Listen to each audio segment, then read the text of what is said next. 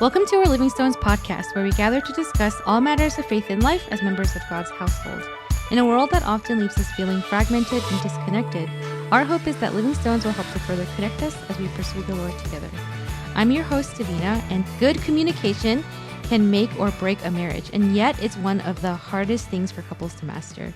Whether you're preparing for marriage, newly navigating life as husband and wife, or years into the journey, how you communicate deeply affects your unity, intimacy, and ability to handle conflict well. So today we have Caroline Strunk here once again, and she is a licensed therapist, a wife, and a mother. If you haven't tuned into our episode with Caroline and her husband, Joshua, please listen to that, as that just gives this wonderful picture of where she is at in her marriage and their story together. She'll be sharing some wisdom on how couples can cultivate healthy, Christ-honoring communication that strengthens their relationships rather than tearing it down. So welcome again, Caroline. Thank you, Davina. Here we go, round two. Let's go. All right. So let's get right into it. Why do you think small conflicts escalate? This is a great question. It's actually the perfect question to start off this conversation because I think that it's going to branch into sort of all the different topics that we're going to touch on today. And so before I answer it, I do want to normalize that it's okay and honestly, sometimes even healthy for couples to experience conflicts in their relationship. Because, when you bring together two people with two different pasts, different personalities, maybe different views and values, there's a good chance that there's going to be conflict. And if we were to say couples, we're having big conflicts about big issues or small conflicts about small issues, we might say like, okay, that kind of makes sense. But I think when couples are having big conflicts stemming from small issues, sometimes that's a sign that something is off. Yeah. And so there are several major reasons why small conflicts escalate. And I'm going to start with two sort of broader concepts that will probably come up multiple times during our talk today before I share two more specific ones. And so the first one, this kind of umbrella theme for today, is unhealthy or unproductive communication patterns. And so, first, in many, many, many cases, conflict doesn't really stem from what you are saying, but how you say it. In a relationship, it is entirely possible to be 100% factually correct in an argument and still be the jerk in the conversation, right? And so put another way, your tone, your body language, and the words that you choose matter so much. And so maybe I can just illustrate this with an example. So I think sometime after Josh and we had our third child, I was having a rough day. I was probably tired, home with the kids. My body had gone through so many changes. And so I just wasn't feeling like my best self that day. And so at some point in the evening, I was venting all of this to Josh. And so he paused and he said with a lot of kindness, like, hey, I know you haven't had much time for yourself. And I know you always feel better after you work out. So I'll watch the kids if you want to go for a run. And so these were life-giving words to me. But if you imagine if he had said in a very, say, matter of fact or an impatient tone, why don't you just go to the gym? So the core suggestion or solution being offered in this scenario, it's technically the same thing, but the tone and the delivery make them completely different messages. Right. And this isn't just modern psychology, right? This is biblical truth. Proverbs 15, verse 1, a gentle answer turns away wrath, but a harsh word stirs up anger. And I think it really speaks to how tone and delivery can escalate or de-escalate a conflict, right? Right. Tone is everything. And I think, looking at my relationship with Sangsup, he is a very matter-of-fact type of person. And even when he cares, it can come off very monotone. And it's really to no fault of his own. It's just who he is. But, however, it is something he had to definitely practice in marriage because I'm an incredibly emotional person. So as I have noticed him putting more emotion in his words, it definitely helped disarm me a lot during our conflict. So yeah, I agree. Yeah. Definitely. And I feel like what you're saying segues perfectly into this next one, right?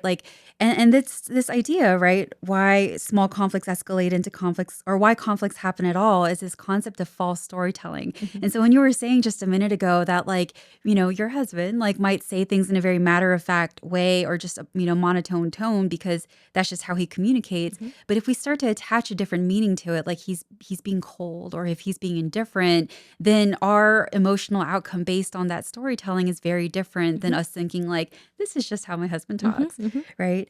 So have you ever heard of cognitive behavioral therapy, CBT? I mean, it's I like, feel like I have, but please. yeah. Explain. So CBT, I mean, it is one of like the leading evidence-based therapeutic modalities used to treat anything from like depression to trauma. And a lot of it, like one of the core tenets of this modality is this idea that it's not really like an event or an incident itself that produces like a direct emotional outcome, like a cause and effect. There's this key middle step. And that's basically the story we come up with about the event that happened. It's the meaning, the narrative that we attach to it. And so the idea is that depending on the meaning that we attach to the incident, we can have a very different emotional outcome. So, for example, if say the event is, my husband, Josh, is late coming home from work. If the story I tell myself is he does not respect my time, he doesn't care that I've been at home all day with the kids and made dinner, and now he's keeping me waiting, he's choosing to be inconsiderate, what do you think the resulting emotion is going to be, right? Probably going to be very angry and resentful. But if we try this with a different narrative, if this time that the story that I tell myself is, hey, he got pulled, unexpectedly into an urgent meeting, or there is an accident and now he's stuck in traffic, I might still be a little bit annoyed, but that feeling isn't going to be as heavy and the situation isn't going to feel so personal. And so, we can see here how one event or situation can produce two very different emotional outcomes depending on the narrative that we create. And this is the power of reframing. And so if we go back to why or how we came up with that first more negative interpretation in the first place, it's often because of these distorted thought patterns that we call cognitive distortions. So if we look at like I'll pause for a second. When you were a kid, did you ever go to those like carnivals with like the mirrors that made you look like, tall and wavy or like really short? And so cognitive distortions are kind of like having a bunch of those, but like stuck to your brain. And so, I had here a list of just some really common ones that we all do. And so on this list, we have things like all or nothing thinking, overgeneralization, which is like taking an isolated event and generalizing it to an overall like bigger negative pattern. It often means using words like always, never, everything, nothing. Jumping to conclusions is another really big one. Minimizing positives while maximizing negatives is another big one. And so these are all kind of filters that we use to interpret reality. And if you can imagine, like, if we get into the habit of looking at our reality or our situations through these filters, I mean, you can kind of imagine that we might have a lot of negative interpretations and emotional outcomes, right? And so to sum up how this connects to the original question of why small conflicts escalate, it's often because we are attaching a bigger and potentially false meaning to the conflict. Yeah. So I know that was a lot. Did you have any questions or thoughts No, on this? I think like thinking of my situation, but also I was telling Caroline earlier how I'm a big E. So I'm always hanging out with people and talking with people and growing relationships. So I have noticed that the issue is not being able to maybe recognize or seeing the need to having to reframe. But the issue is like to even recognize that you're doing it like in the moment. Right. And I feel like that is the challenge, like to be able to catch that you're doing that, and then also like I guess change your pride, like kind of let down your pride to like take a moment and put that false narrative aside and like try to understand where like your spouse is coming from. Right. Absolutely. And I think that those topics that you're talking about, like doing the self-work to build self-awareness and showing up with humility, are absolutely things that I think we can talk about in depth later. And so I really wanted to explain these two broader foundational concepts around how we communicate and then also how we think before we get into two more specific answers, which are, one, the small issue is plugged into a deeper pain, or the small issue is a representation of a bigger pattern or a bigger problem. And so a lot of times when I say it's plugged into a deeper pain, right, what might seem like a small or minor problem might tap into deeper emotional wounds that we have, whether it's a fear of rejection, growing up with very critical parents, or other forms of trauma. Earlier when you were saying that, like, you're emotional and you're sensitive to tone. I'm like, me too, Yeah. And so, if Josh speaks and he's using his like work voice and it to me, I'm hearing it as like, cold or impersonal, that might activate certain things for me that just were based on how I grew up. And so, it might have been such a small, insignificant issue, but if it's plugged into something deeper, that situation can escalate really rapidly. Right. And the second part of this is that when I say it's a representation of a bigger pattern or a bigger problem, I mean, listen, right? Like if the couple is having a huge argument about someone not taking out the trash, I mean, the fight's probably not really about the trash. And I think this kind of warrants acknowledging that, sometimes what might seem like a small issue, if it is really part of a bigger ongoing dynamic with bigger underlying unresolved issues, then it's typically going to show up proportionately in the conflict that you have. Yeah. I kind of have a funny story. I remember one of the first experiences that I was exposed to a marriage. It was I was in my earlier 20s and I went over to a friend's house who was married and had their first kid who was a baby at the time. And so we're having this conversation. I'm over at her house and then her husband walks in and immediately like everything changes. And she goes, okay, hey hun, can you wash the dishes? Like I've been watching the kid all day. I'm really tired. And then he goes, hey hun, can I just can I just sit for like 30 minutes and then I can. And then it became this back and forth. Well, I was doing this and then, I was doing that. And again, this was the first time that I was exposed to any type of conflict from a couple that's not my own family. Mm-hmm. So I remember I got up and I'm like, hey guys, I'll do the dishes. It's totally fine. But they can't hear me because they're so busy. And so I feel like, even at a young age, I recognize right away that like, especially when you involve children, young children, it's like the amount of exhaustion matters too, Mm-hmm. like how it can affect your ability. Mm-hmm. So I know we're going to talk about like No, recognizing completely. these things, but I am like remembering how what you're saying, like Yeah. you like always and never like I that happens. Mhm. Yeah. And what you're saying right now too is I think it's fair to acknowledge that sometimes just external circumstances. So there's an acronym called it's HALT, right? HALT, and it's like don't get too hungry, angry, lonely, or tired Mm-hmm. because if you are, it makes it just that much harder for us to regulate our emotions, and Yes. no one is showing up as their best self when they're struggling with these things. Yeah, yeah. So then with that said, are there ways to be able to identify your communication tendencies? Like, like with the example that I just shared, like clearly my friend was reaching out for help and so was her husband reaching out for help, reaching Mhm. out for, or even just maybe like somehow letting out to each other how exhausted they are in their own way. But how are you able to, for better and for worse, like in the positive and the negative lights, like how can one recognize their own communication Mhm. styles, ways? I mean, so this might sound deceptively simple, but I think the first part of this is like, you have to do the individual work and you can't neglect it. Mhm. Because I mean, the truth is, better self awareness means better self regulation. Mhm. And I think a lot of times we don't create the pause, we don't create the space to stop and really process what it is we're feeling and Mhm. why. And if we can't name it, we can't solve it. Right. Right. I mean, we may not always have control over a situation, and we certainly don't have control over other people.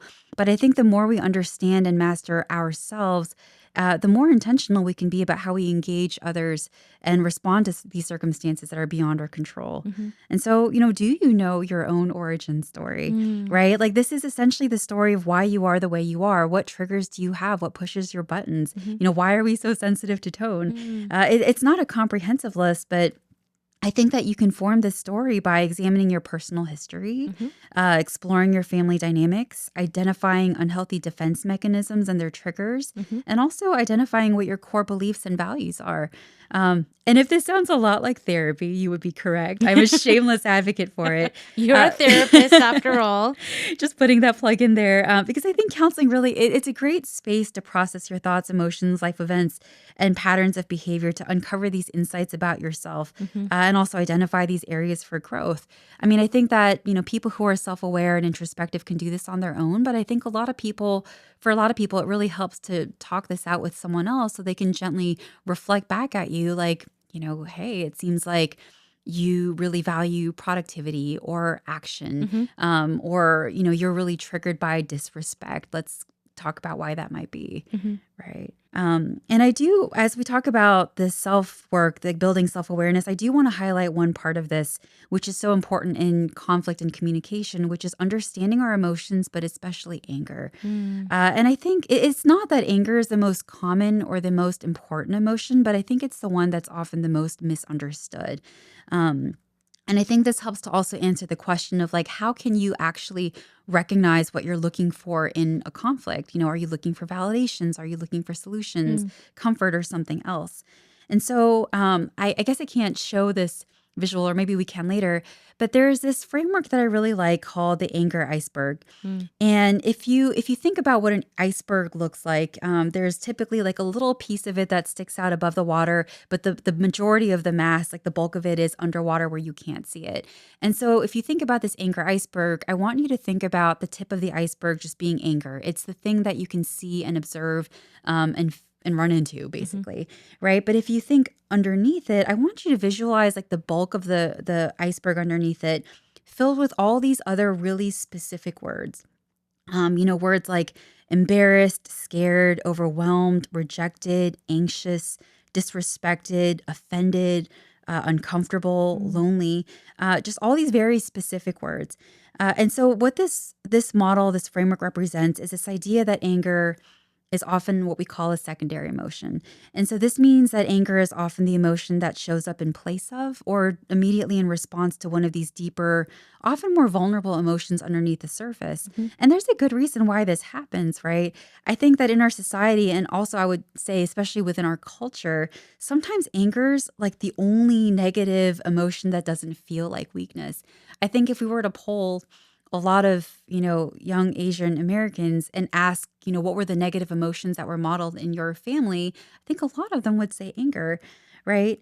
But I think the danger here is that when you don't take the time to understand what you're feeling and why, it becomes so easy to just displace your anger, which is, taking your emotions from one person or situation and then projecting it towards another. And also I think so if you think about how people respond to anger, I mean, if you were to come home and you were just like feeling really frustrated with your workday, or like, and you just wanted comfort, but if you come in and you yell at your husband, how would he respond? Yeah. Terribly. He would probably be mad or confused. And Yeah. And I think that's typically because most people respond to anger with either more anger or by shutting down and getting defensive. Right. And so, but if you were to come and kind of soften and say, I had a really hard day, can you comfort me? I think that our partner, like our husband, would show up in a very different way than if we came in and we just like bit their head off over something stupid, right? And so I think this is just a really important, call out to why it's so important to understand your anger and maybe come up with some better words to really name what it is that you're actually feeling under the surface. Yeah. I think when you mentioned earlier about the being self-aware, I think that too is important. It's so easy to, like the example that you're giving, if I came home because I was frustrated from the day and I reacted the way I did, that comes just so much more naturally, right? Like it's instinct to maybe want to bite his head off and like take it out on him. But like to take that step and be like, oh, okay, why am I so angry? And be able to think deeper, to be able to identify the real reason. For sure, I can see how that's not only helpful for the marriage, but even just for you. And not to just kind of, I guess, like lead a lifestyle that kind of scapegoats into anger every single time, or whatever negative emotion it is. Right. Yeah. And it's so counterproductive, right? Because I think, like I was saying before, anger is often like the one negative emotion that doesn't feel like weakness in the moment. I mean, if we think about our body language when we're angry, like for most people, our tone gets like harsher or more aggressive. I mean, our body language might even become just more powerful or intimidating. Mhm. And so I think that that feels a lot safer to people than crying, right? Or softening, or things that make us feel weak, or maybe where we were just told we're weak growing up, depending on like the family systems that we grew up in, Yeah. right? And I think going back to this idea of understanding our communication tendencies, I think it also helps to kind of break down and understand like four of the most destructive conflict communication patterns and name them. Because I think naming things always just helps us describe and understand things with more precision. Mhm. And so, have you heard of like the four horsemen of the apocalypse, like based on John Gottman's like marriage research at all? Yes, I have heard of it. Yeah. So John Gottman, well, the Gottmans, if you don't know, for The it's Gottman Institute. yes, exactly. And so they are marriage therapists. I mean, they founded like a whole approach to marriage counseling that's based on a lot of long-term research, which is really what set it apart from a lot of other just therapeutic approaches in the past. And so they studied these couples and were able to predict that, like, hey, if these four qualities or tendencies are present in your relationship, there is a substantially higher risk of these marriages falling apart and ending in Mm. divorce. Mhm. And so the four horsemen are criticism, defensiveness, stonewalling, and contempt. So, just a quick breakdown of what they are. Criticism is when you are really going after your partner's character. Mm. It's you're attacking the person and not the behavior. And so instead of hey, you didn't fulfill your, that sounds so official. Like you didn't call me when you said you were going to call me, Mhm. right? It's you're untrustworthy, you're unreliable, you're lazy. Um, and so it's really you're attacking the person versus like the behaviors that you might be having a hard time with. Then there's defensiveness, which is really not being able to take ownership of your part in a conflict and immediately sort of deflecting and refusing to hold yourself accountable for what might be happening in that communication. Then there's stonewalling, which is exactly what it sounds like. If you imagine a stone wall, it's when in a conflict, one person puts up a wall by basically refusing to talk about it, refusing to engage, literally retreating or running away, and basically making it impossible for any engagement or conversation to happen. And then there's this last one, which is called contempt, right? And so this is not only do I disagree with what you're saying, I think you're an idiot for thinking it. And Gosh. so this demonstrates just so much disrespect. So when your partner is talking, this might be just really disrespectful body language, tone, rolling your eyes, sighing. And it really just shows that one person is looking down on the other person in a relationship or conversation. Yeah. And so if you catch yourself doing any of these things or notice that these patterns are present, it probably means that you should really pause and Call Caroline Strunk. call anybody and Right. like help them sort of untangle what's really happening here. And then just kind of learn some concrete tools for responding in a different way. Yeah. I like that. And these four destructive conflict communication styles is it's I feel like it's blanket for most of us. One of these is definitely oh again kind of instinctive when we get that upset, and it's the style that we tend to go to instinctively. It does take a lot of self-awareness to just take a step back and realize what you're doing and then try to prevent it. However, so kind of moving on to the next question, when couples do get into, getting upset at each other, uh, one of the reasons is because one thinks that they're right, or they both think that they're right. And so how can couples move from this win versus lose situation mindset to we're on the same team approach? hmm I think the first step is actually to reframe conflict in exactly the way that you said it, because not everybody has actually heard it put that way, where, conflict needs to be you and me versus the problem versus like you versus me. Hmm. Because I think that when we think about, a lot of conflicts, it is natural, I think, to think of it as like a win lose mindset. We automatically, as you just said, think in terms of, one of us is right and one of us is wrong. Hmm. And of course, no one ever thinks that they're wrong, right? And going back to a previous point, I mean, even if you are right, you can still be the jerk. There's a saying in marriage that, like, or that in marriage, that you can win every single battle and still lose the war, Mm-hmm. right? And if your victories come at the cost of invalidating, hurting, or silencing your partner, I mean, what did you really win, Right. right? And so, to do this in a very practical sense, I think that if you can pause with your partner and try to name together what's the real problem here, who Mm-hmm. is the real enemy, because it shouldn't be your partner, right? I mean, I think the enemy can range from, I mean, it could be outside societal pressures, it could be just, I mean, the ultimate enemy, right? Like the devil that works against us to undermine and attack the institution of marriage, Yeah. right? I think the problem might be um, just, I don't know, boundaries, agreement about roles in the household, the way that we communicate. But I think if you can name it specifically in a way where your partner isn't like the villain, I think that goes a long way in starting a meaningful conversation. Yeah.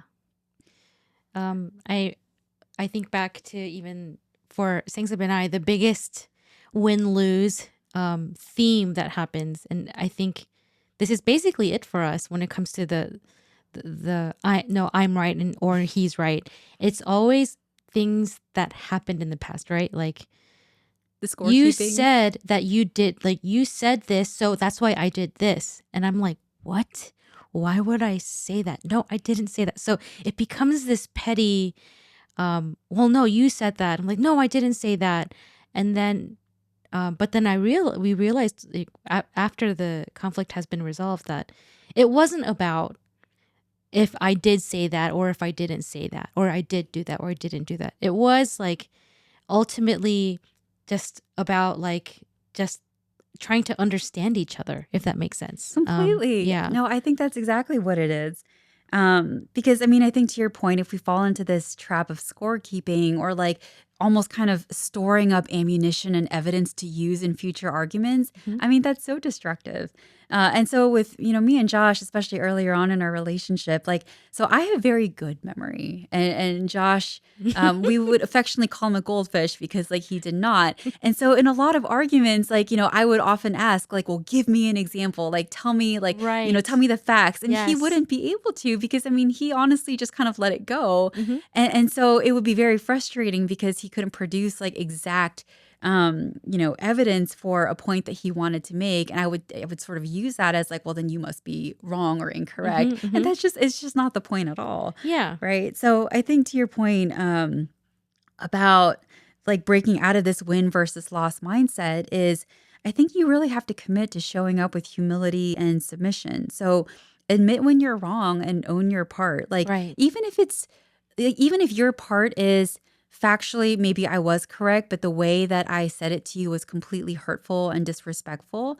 I mean, you can own that and feel remorse for that. Yeah. I think it also helps to seek understanding, like you said. So ask questions instead of making accusations, right? You Right. can just say, I think that we're talking in circles. Can you really help me understand your perspective? And then really take the time to listen. Yeah. And I think another really big one here is like be willing to yield or show grace and not out of defeat, not as a sign of weakness, but as a gesture of love and grace, Yeah. right? I think I forget a lot, like in the heat of the moment. And this is something I feel like that I've been experiencing more recently. And I feel like a lot of people can relate is when you are in that, like you said that, or he said that, or whatever it is, the whole win-lose mentality. Um, the prospect of being wrong, it is attached with humiliation, right? Mhm. It's attached with like the loss is that my husband is going to like see me as an idiot or like kind of just see me as like lesser. Mhm. But then I have to remember that actually he doesn't see me that way. And so to be able to apologize, remembering the character of my husband, and not even just the character of him, but what we how we decided to commit to each other under God, that helps me apologize quicker, much Mhm. quicker. And I feel like, yeah, that's something that's helpful too. Yeah, no, I think that's such an incredible point is that, we have like a spiritual biblical like obligation, I think, to make our relationship a space where like grace can be received and offered, Mm-hmm. right? Like I think that if you don't make it safe for someone to admit fault or say that they were wrong or make a mistake, Mm-hmm. that person's not going to show up and admit that they were wrong or apologize because they're going to believe that you're going to use it against them for good reason, Yeah. right? So I think that doing this dance of just being quick to forgive, Mm-hmm. give them the benefit of the doubt, and then if they apologize or admit fault, like not making them feel like an idiot Mm-hmm. or The showing the ashamed. grace, right? Showing the grace, I Grace. think, is so important. Yeah. And I am always reminded that he always shows grace, but it's like just this instinctive feeling like, and maybe it's trauma and something I have to, take a step back and like really think about why I feel this way. But I am reminded that actually he isn't that way. Mhm. And that he is quite gracious when I do ask for forgiveness. So it's like, and I feel like in marriages in general, it's taking the time to step back and like look at the situation and kind of think about yourself. I feel like for sure that helps, like all your points that you just shared. All right. So, what do you think?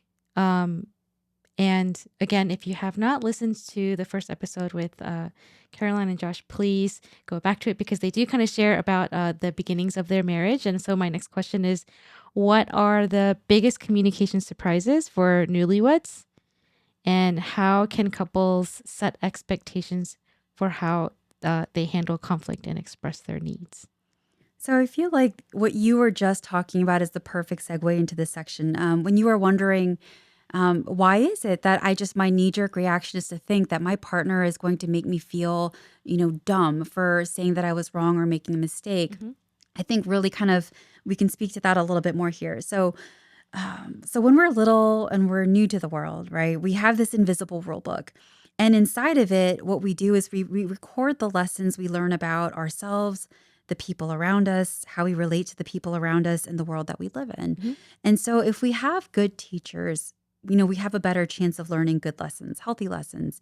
But in many cases, especially with a lot of young Asian Americans in our generation, we had parents who had maybe good hearts and good intentions, but they were not always the best teachers. Mm. And so we may have learned and internalized things like, if you make a mistake, I will call you stupid, right? If you are not perfect, you are no longer lovable. Your worth, your value is directly related to your achievements. Criticism is my love language because I just want to make you better.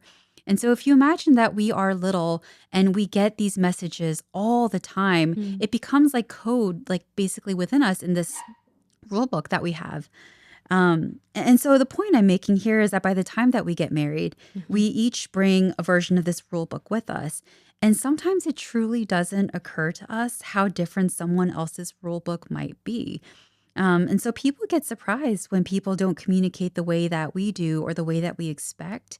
And oftentimes that kicks off things like the false storytelling that we Mm. talked about before about, when my partner speaks in a certain tone, it means this Mhm. or that.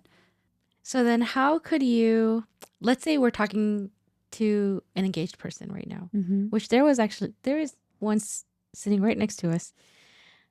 What is one piece of advice in this area that you could maybe challenge them in how to prepare for potential conflict, like during their first year of marriage? Yeah. I mean, it's going to be so happy too. I know you can attest to that, and I can attest to it. So I don't want people to think like marriage is like just filled with conflict. But yeah, maybe a word on like how to be able to navigate like what triggers them. Mhm. Yeah. Yeah.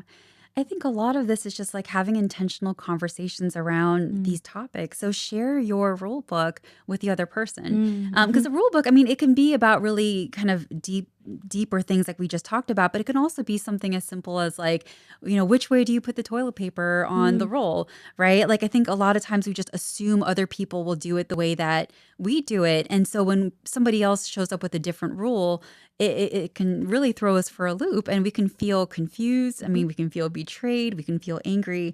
And so I think that, having some of these conversations early in a setting like premarital counseling, or even just coming up with like a list of things and just normalize that we're going to talk about important topics. And even if it feels a little bit silly, like we're interviewing each other, like have the interview.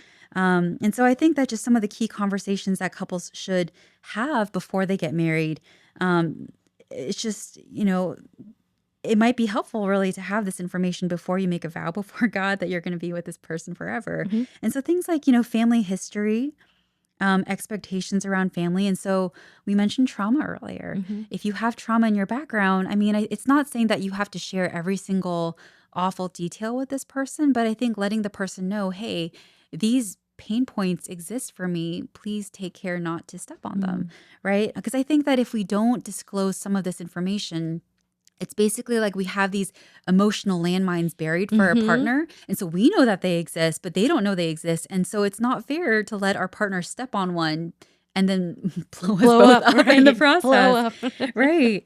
And then also, expectations around family. What family rules or expectations do you have? Things like how much time you spend together, how you spend that time together, whether or not you want a family of your own, things like having children. I mean, topics that can really be deal breakers for certain couples. Hmm.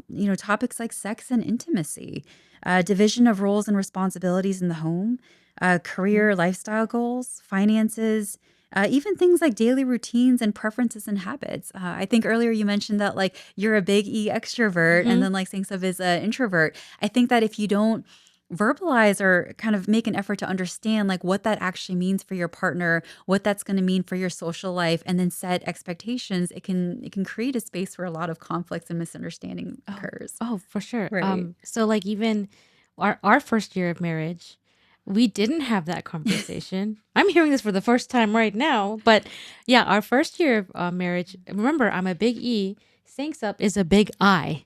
So before we were married, I was the type of person that was seeing multiple groups a day, like a group of 3 people at 1 p.m., a group of 5 people at 6 p.m., and then a group of 2 or 3 late into the night, sometimes even a huge party. That was me, Monday through Sunday. I can Uh-huh. do that.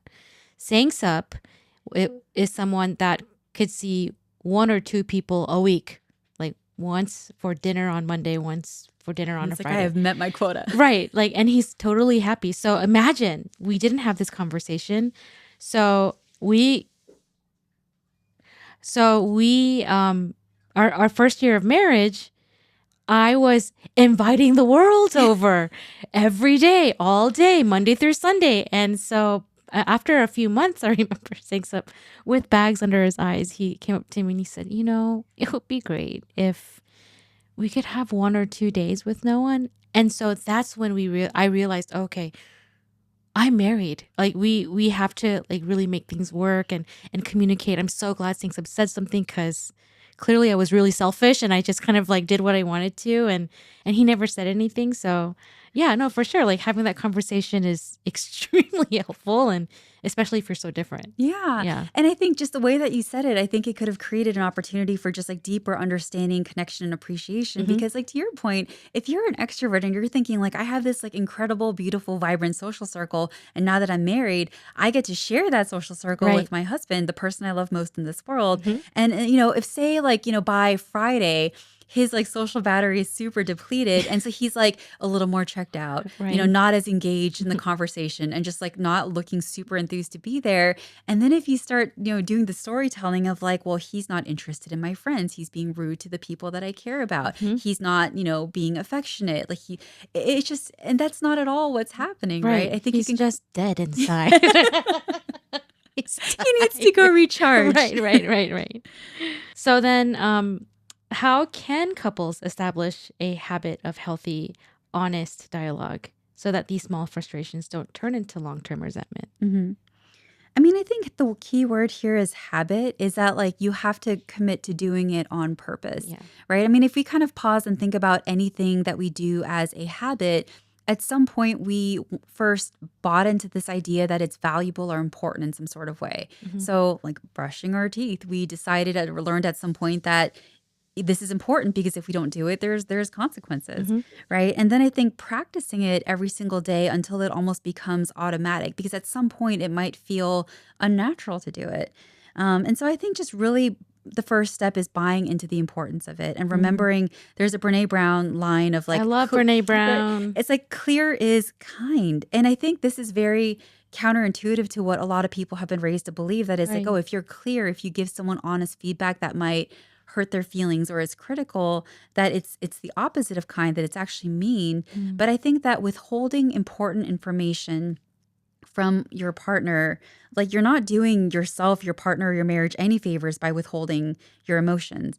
I think that we do live in a society now where maybe we've overcorrected and everyone sort of feels the impulse to say everything at all times, and that's not necessarily healthy either. Mhm. But I think that like sharing emotions you have, even if it is about, say, a small thing, is important. It's just going back to some of the other points that we talked about earlier. Ask yourself, why you want to share this. Mhm. Because if you're sharing it with the intention of punishing, of accusing or blaming, then maybe you need to hold on to that until you can approach it from a different perspective. And so I think if your why is you want to seek connection, you want to seek understanding, Mhm. then share the thing. And then also remember or be mindful of how you're saying it, right? Like if you're complaining about something small, or what you were saying about things of saying like, hey, like can we maybe have like a day or two where we don't Yeah. have people so that I can kind of recharge. Just saying it in this like really kind and polite way Yes. that's not accusatory or vindictive or harsh, I think Mhm. makes all the difference in the world. Yeah, definitely. Because when he said it, I remember it was like kind of in a really helpless way. So immediately my reaction was, oh my gosh, yeah, no, I'm so sorry. I know it can be much. But definitely, so like even going back to tone, right? It it all matters so much. So I wanted to get into a bit of more, or to talk to marriages that are a little bit more seasoned. But I can actually say early marriages too, because you had children right away. And so my question is, if life's busyness has created emotional distance, how can spouses rekindle intentional conversations and deepen their bond? But Mhm. I don't know how I want to really ask this too, because I would like for you to touch on how that works when you're like new parents and you're surviving, all of you. Mhm. Yeah. So I really appreciate this question because I mean, I think that a lot of us do a lot of things. And so the busyness is definitely legitimate. And, having had three children, like I completely empathize with this idea that sometimes there are seasons where it's just you're in survival mode. Mm-hmm. Like it's hard to have time for intentionality. But someone put it this way for me once, especially living here in Northern Virginia. If your air conditioning were to break in the middle of July or August, like peak heat, peak humidity, it's really not going to matter how busy you are. You are going to make time to fix that issue, Right. right? Like you might even take the day off to wait for the air conditioning repair person to show up at this like really broad, time window during the day, even if Yeah, I it's like that. inconvenient Mm-hmm. because it's that important. Mm-hmm. And I think that our marriage is too important, like our Mm-hmm. communication is too important to Mm-hmm. leave to kind of chance or moments of convenience. Mm-hmm. And so I know this is truly easier said than done, but when busyness has created emotional distance, I think you have to stop and like stop making busyness an excuse or reason. Like Yeah. create a pause. And it doesn't mean that like you have to take like a week-long vacation or retreat somewhere to have these conversations, but it can just mean like being intentional about creating that space. And so, we use this word intentional a lot, so much that like we maybe sort of zone out when we get used to hearing it. But if you think about it, like in its core, intentionality is about doing something on purpose for a specific purpose. And so, if your emotional distance has become the status quo, then I think that you can just state your intentions and like maybe embrace the awkwardness and normalize having bigger, deep conversations even when they're awkward. Mm. So, like, name the situation, name the emotions, because again, you can't really solve anything that you can't name. And so, that might be me coming home and saying, like, hey, Mm. I know this is coming out of the blue and that we have a lot going on, but I feel like we've been really disconnected lately. Yeah. And I don't want us to grow farther apart. I want us to grow closer together, especially when like so much is being demanded of us during this busy season. Can we like hire a babysitter? Can Mm-hmm. we stay up like an extra hour? Can we meet like in the middle of like the baby's nap time to have a conversation about this? And almost have like a state of the union meeting for your relationship because if you don't do it, no one else does. Yeah, and I like even the examples that you gave, because it's extremely practical even for marriages that have a newborn. Like that whole Can we have a conversation during the baby's nap? Staying up just an hour longer. I mean, that's totally worth it if that will maintain a bond for the rest of your marriage, right? Hmm. Like creating those kind of habits. So Completely. I like that a lot. Yeah. And you mentioned kind of framing this in the context of seasoned couples earlier. Hmm. And so I do hear from a lot of couples who have been together for a long time, almost kind of admit with embarrassment, like, why is this so awkward? Like, we've been together for 20 years. Like, shouldn't we have figured this out already? Hmm. And I think even just naming that, because what does time really mean, right? Like, I think that you can spend 20 years doing something intentionally. I mean, you can spend 5 minutes doing something intentionally, and like maybe that can have more of an impact than if you spend 20 years doing nothing, Hmm. right? Yeah. Yeah. I feel like, yeah, for seasoned couples, like, I mean, you're hitting 15 years soon. I know we have marriages at our church too that are like 20 now. Well, that's Pastor Paul. But some marriages that are much longer, and so I feel like the rewiring that you have to do if you've created a habit for so long, which is again going back to the practical examples that you gave of what you can do, like even 30 minutes a day. I feel like everyone can do that Hmm. if they can really see that AC needs replacement in their marriage, right? Yeah. So yeah. And I think you can zoom out and really kind of name anything, even like, hey, we have been married for 20 years. I kind of feel like we should have figured this out by now. And we've been doing things a certain way, but I would really like for us to try something different. Mm, Will you do this with me? yeah.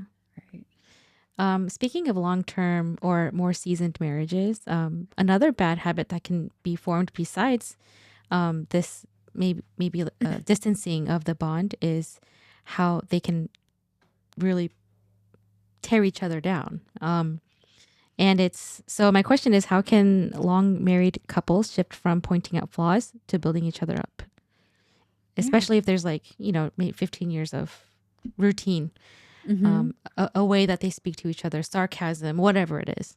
Yeah. Hmm. And so I think that when you're talking about routines that have built up over a long time, it brings to mind this like visual of like a really well worn path. Or if you imagine like, if you've ever moved like a piece of furniture that's been sitting on carpet for a long time and it's got like the little divots from where like the couch legs have been sitting, Hmm. or even if you imagine like a dirt trail where, a bicycle or pedestrian foot trails, like it's worn into the ground. Because when people walk over the same spots over and over again, when something's been sitting in the same spot for a long period of time, it becomes like this natural default pathway, and it actually becomes hard not to follow that pathway. Mm. And there's a lot of this that's actually rooted in like neuroscience, right? Like plasticity. And, when you reinforce certain pathways or certain trains of thought, it just becomes so much easier to kind of default to that, Hmm. where it actually becomes hard to do something different. Yeah. It also doesn't help that as human beings, we have this thing called a negativity bias, right? Like we are wired to look for the negative because at some point, as we're moving through history, I think it solved more of like a survival defense mechanism purpose, Yeah. right? It helps to look for the danger. And these days, I think the danger in our world looks a little bit different, Hmm. right? And so I think at some point you have to decide that you're going to do something different and then make a consistent effort. And so one thing that I often recommend to people who have like a profoundly negative outlook on life is to like actually start a gratitude journal and be very specific about it, because it works. It literally retrains your brain, because if every single day you're showing up and you're looking for something positive, you're hunting for positive things, and if you do that, you're going to find them. At some point, we don't have to go hunting for the negative things because we know what all of them are. We have no issues pointing them out, Yeah. right? And so when it comes to our partners pointing out flaws, I mean, instead of going right to the flaws, like make a commitment. Almost think of it as an experiment for yourself, that every single day you're going to look for something good in your partner. And, it shouldn't be too hard, because if you're married to somebody, at some point there was something good enough about this person, something redeeming that made you fall in love with them in the first place. Yeah. And I think if you almost treat it sort of like a daily scavenger hunt, you might surprise yourself that over time it just becomes easier to notice the positive things and not see the negative as much. Yeah.